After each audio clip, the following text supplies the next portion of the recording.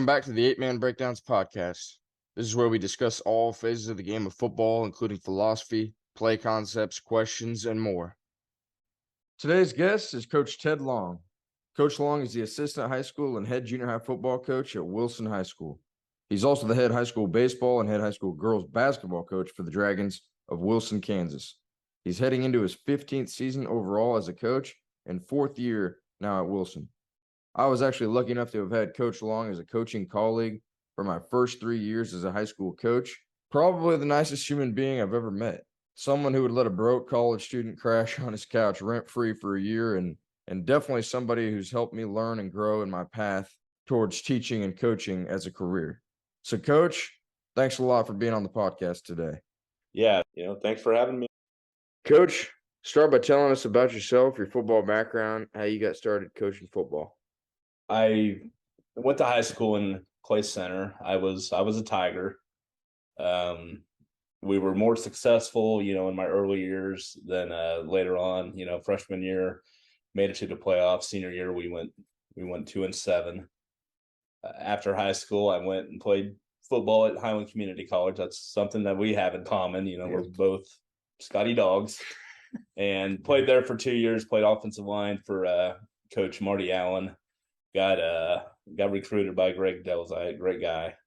And after Highland, played at the University of Minnesota Morris for a year, up in Morris, Minnesota, D2 school, and just kind of got homesick. Really finished up at K-State, and my first coaching job, a good friend of mine, Chris Shank, called me up, and he had just taken he was at Lynn for a year, and he called me up and said, "Hey, I'm just got the head coaching job. I need an assistant coach." I was like, "Okay." So I coached with him at Lynn for 2 years before he moved to Hill City. Coached at Lynn for one more year. Then moved on to Plainville and stops at Belle Plaine and Solomon. And I'm currently at Wilson, and I work into school. I'm a school counselor. Love that job. Wouldn't do anything else. And this is my fourth year in Wilson as a Dragon. So was there any specific person in your life that led to your path as a coach? Would you say, Coach?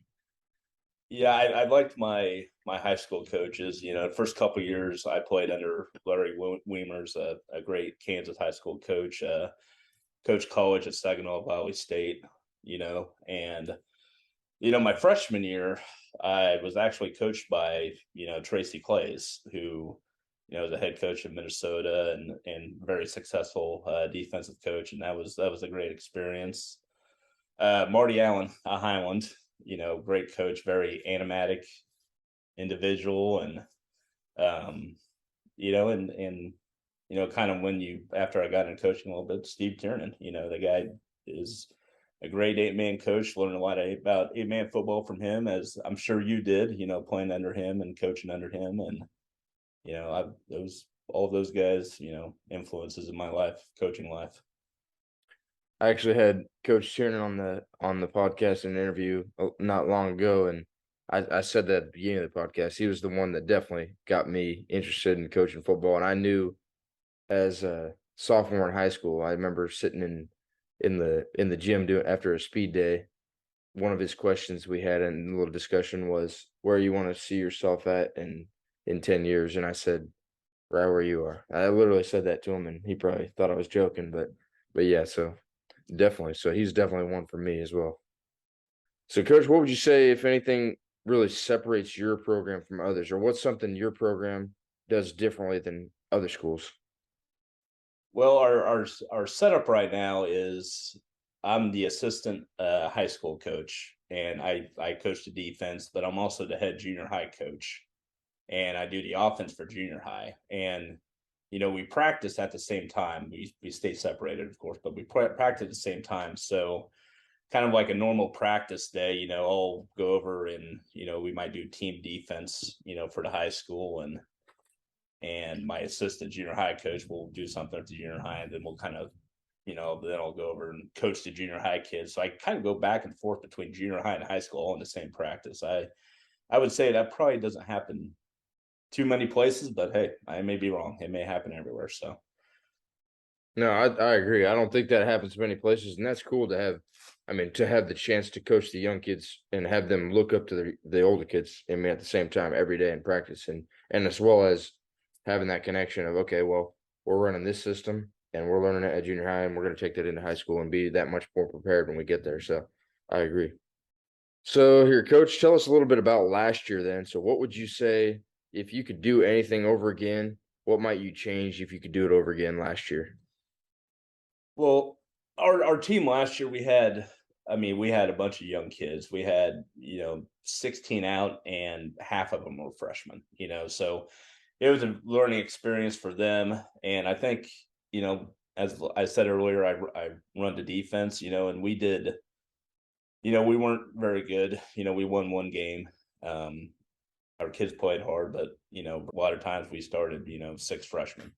And, whenever you have a lack of experience like that, it's always, learning on the job, if you will.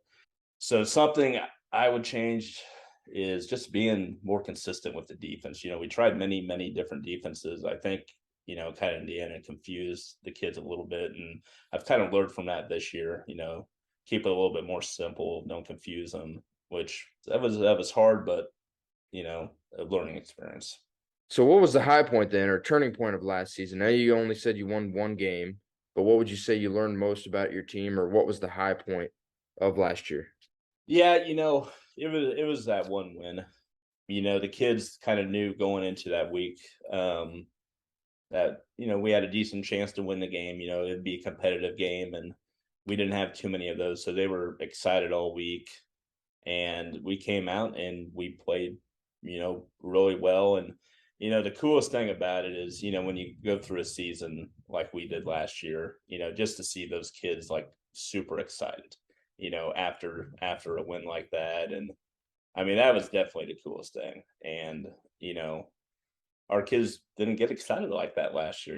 When you're losing games week to week, you just kind of keep on grinding and try to stay positive as much as you can. And it's really great to see that, hard work finally pay off in a win. So it was, especially with a bunch of young kids as we had last year, that is so important, to try to keep them, invested in the program.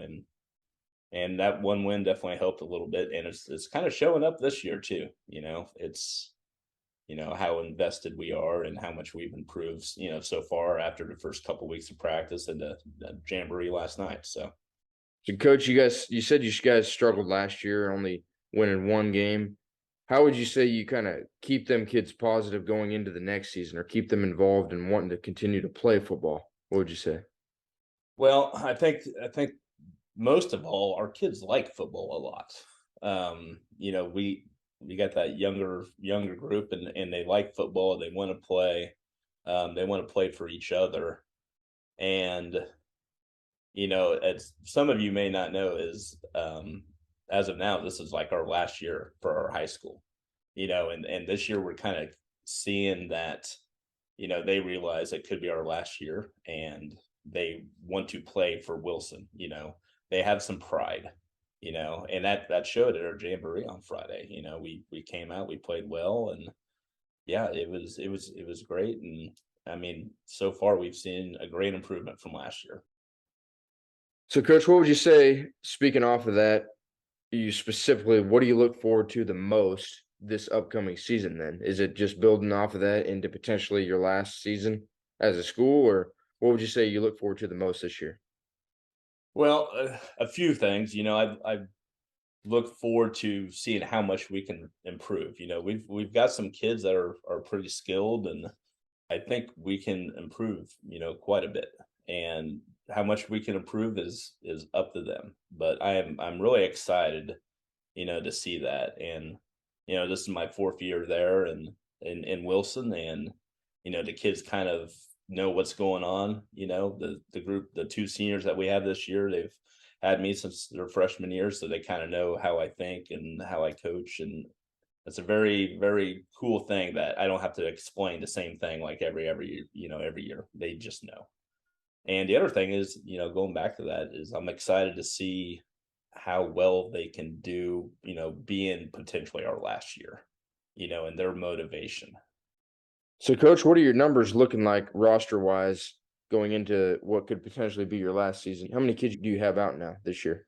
Well, we have 19 right now, but I had a kid tell me a couple days ago that, hey, I want to play football, which is always a great thing to hear. So once he gets his physical in, he'll start practicing with us, and that'd make number 20. So, uh, since I've been here, that's the most kids we've had is 20, and I mean 20 is a good number.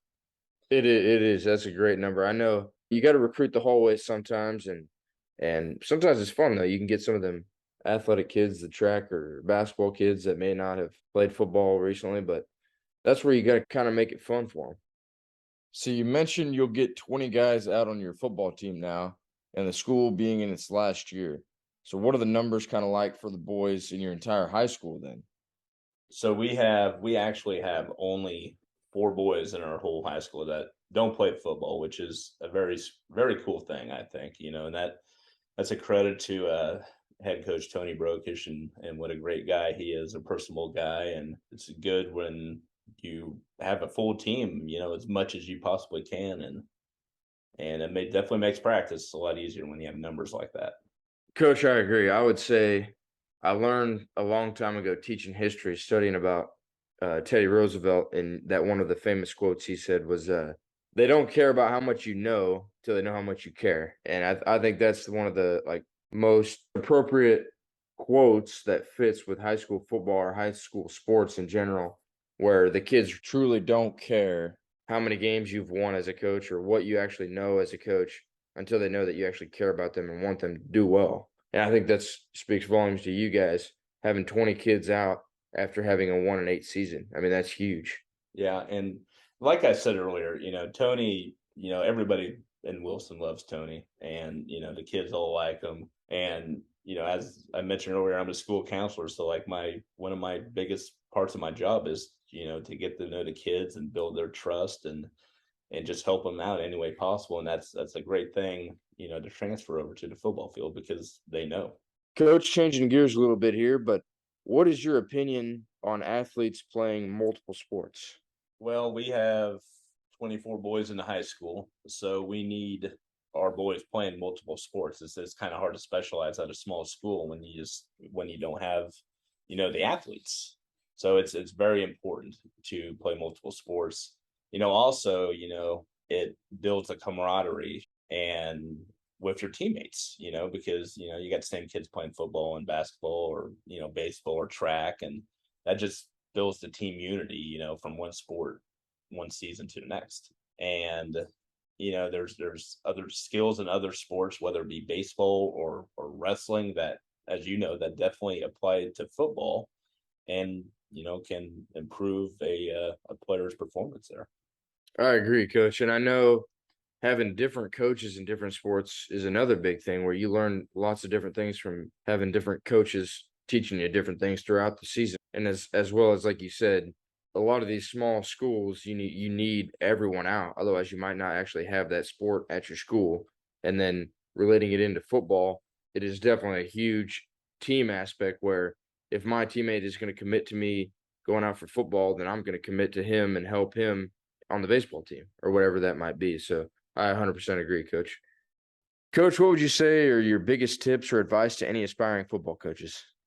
Well, first thing is you got to get to know your players. That's what your job is. Coach football, get to know them. Build that trust, build the relationships. It is all about relationships. And the more you can build a relationship with your players, the harder they're going to play for you. You want them to want to play for you. Attend clinics, get out there, gain knowledge, network at those clinics, get to know the other coaches, learn from them. Don't be afraid to ask for help. If there's something you don't know, then ask. Coaches will be more than willing to help you out if there's something you do not know. And just put the time in. It's a profession that can take a lot of time, as and as I know. And the more time you put into it, whether it's watching film or playbooks or whatnot, that's just going to lead to your success. Coach, I would say I 100% agree, and I know another thing I would say is really review yourself. Put that extra time in to study yourself at the end of the year. Don't forget to review the things that worked well for you or didn't work well, and then adjust from there. I mean, that's a huge thing. Learning from others, but not only just that, but learning from yourself as well. What works best for you and what doesn't. Be adaptable with Yeah, your team. don't be afraid to change. Definitely, that's a great point, Coach. Yeah, definitely. I mean, you gotta as an 8-man coach, I mean, like I've talked to Coach Tiernan and several others on this podcast too, where you might not have the numbers that you want, and so you gotta go with what you got, and you gotta be open to change at any time. If injury or ineligibility or whatever happens. So, absolutely. Well, Coach, thanks for coming on the podcast today. I really appreciate it. Yeah, this is fun. Anytime you get to do something like this and talk to another football coach, I've known you for a while now, and it was fun, and thanks for having me on. Yeah, I agree. I love sharing out. I'm not a very vocal or sharing person, I would say, I guess, but starting this YouTube channel has definitely helped me grow in that aspect, and I love sharing just any ideas or just talking about the game of football. It's what I love to do. So, yeah, thanks again for being on, Coach. Yeah, that's definitely been my pleasure, and good luck to the old Stafford Trojans this year. Yeah, thank you, Coach. Good luck to the Wilson Dragons also. I know having 20 kids out is a huge accomplishment, and hopefully you guys can be successful this year. So, good Yeah, luck. Good luck this year. thank you. I appreciate it.